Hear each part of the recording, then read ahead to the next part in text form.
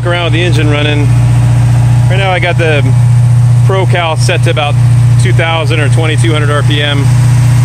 Get a listen to the valve train. You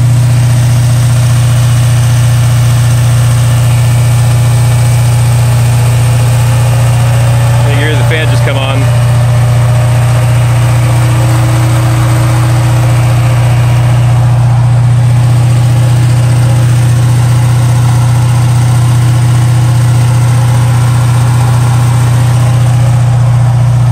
Back.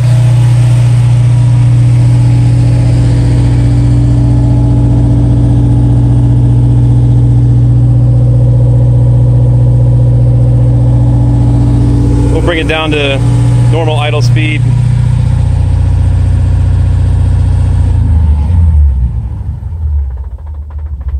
Ooh, a little rattle from the transmission. I'm not sure exactly what that might be. I've got a center force clutch. I think that might be fairly common for those. Here we are. I think we're just a little above idle speed. Let me bring it down one more. There we go.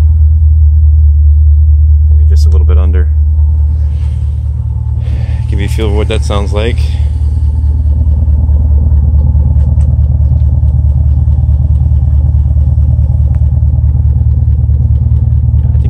Too low. Let me bring it up one notch. Let's see, go up one. There we go. Let's see what that does.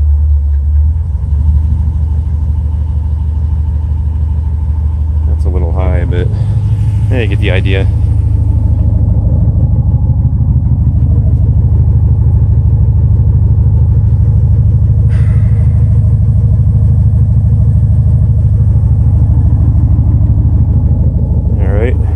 Go back over and listen to the valve train one more time. Now, the loudest thing to me right now sounds like the fuel injector is ticking away. Oh, there goes the fan again. Give it a minute. On here, see what we hear. Oh, more fan. Go back around.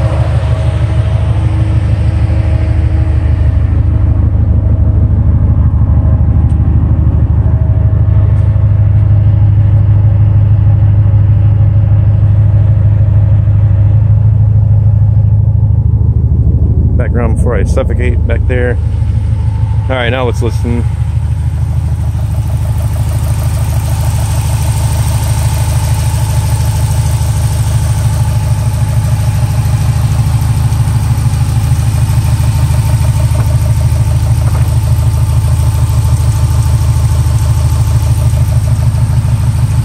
Now this engine was rebuilt after only 10,000 miles. Previous owner looked like he did the cannonball run with it. Had some oil in the exhaust ports. Took it to a machine. I also did a leak down test before I took it to the machine shop. Found some weird numbers on a few of the cylinders. About 14% leak down is what I found on a few of them. Some of them were maybe down to 6 or less. Anyway, I took it to the machine shop. Long story short, they told me that 4 of the oil piston seal rings weren't even touching the cylinder walls. So you can't blame that on the previous owner. That's got to be some kind of manufacturing defect, assembly defect.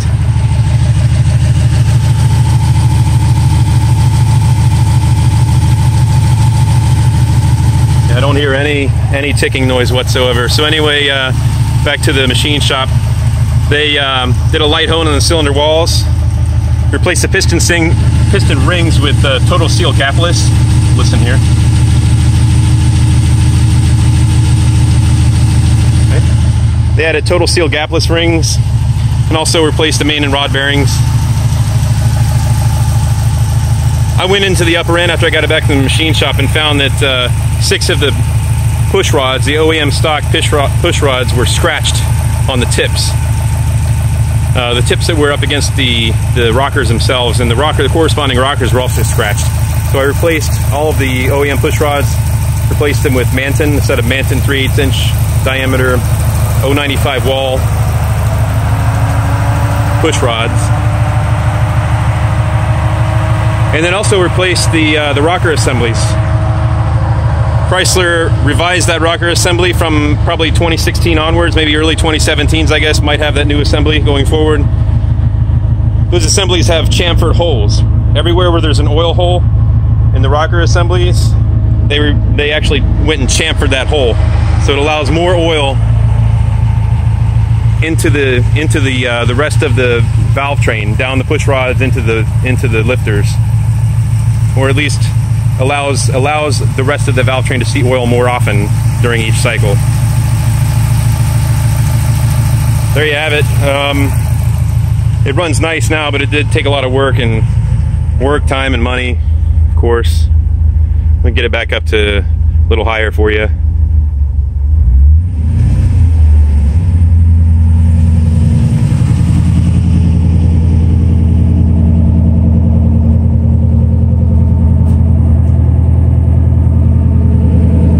This exhaust was custom. I did it myself. I did 3-inch all the way back, true dual exhaust on a true dual. I got an X pipe in there.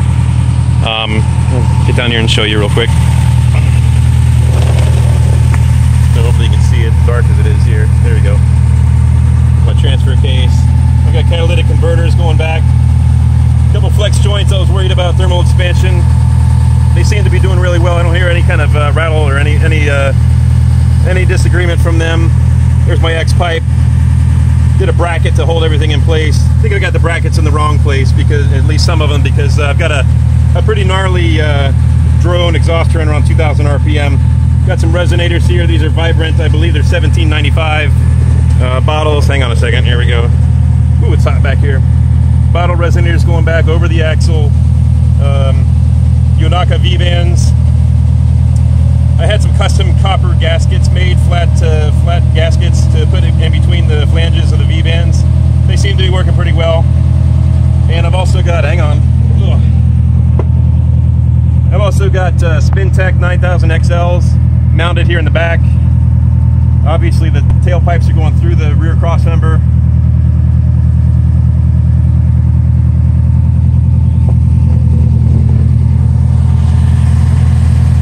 Got an exhaust wrap for now going around the transfer case and the transmission because it's blazing hot. Had to modify my fuel tank. Added some heat shielding. Put in some fiberglass wrap around the front of the fuel tank, so it'll stay nice and cool. Got O2 sensors. There's my cats. Kind of wrap them as well because the fuel line and the evap lines are running pretty close to that catalytic converter right there. And then I had to snake the exhaust around the control arm brackets, the upper control arm brackets. They're close, but so far they haven't touched. These are SRT manifolds. The Hellcat version, the newer version, they have an extended 2-inch extension on them with a O2 bung on the top side. I'm not using that O2 sensor right now. I relocated that one to down here because of the interference there with the firewall. It's just barely enough to have an O2 sensor in there. I put one in there just to troubleshoot it a little bit. I'm getting some lean conditions on post-catalytic O2 sensor on bank 2 that's back here. So I may have a small exhaust leak somewhere, maybe a pinhole in here. I'm thinking it's probably got more to do with this here. This is a stock, that's an OEM flange with the stock ring gasket up in there.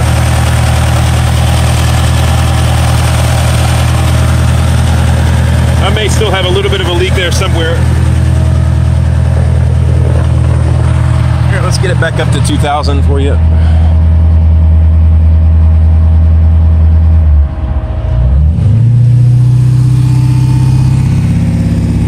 So right around that range is where I'm getting some resonance in the cabin. Kind of hear it here. I'm going through the process of insulating the inside. I got Dynamat down so far. I'm going to put some additional Dynamat material, Dyna liner, things what they call it. Going to add that, put the original, actually modified flooring back in. And I got some hot heads, headliners I'm going to add. See if that helps with the drone. If not, I'll probably have to move some of those exhaust hangers.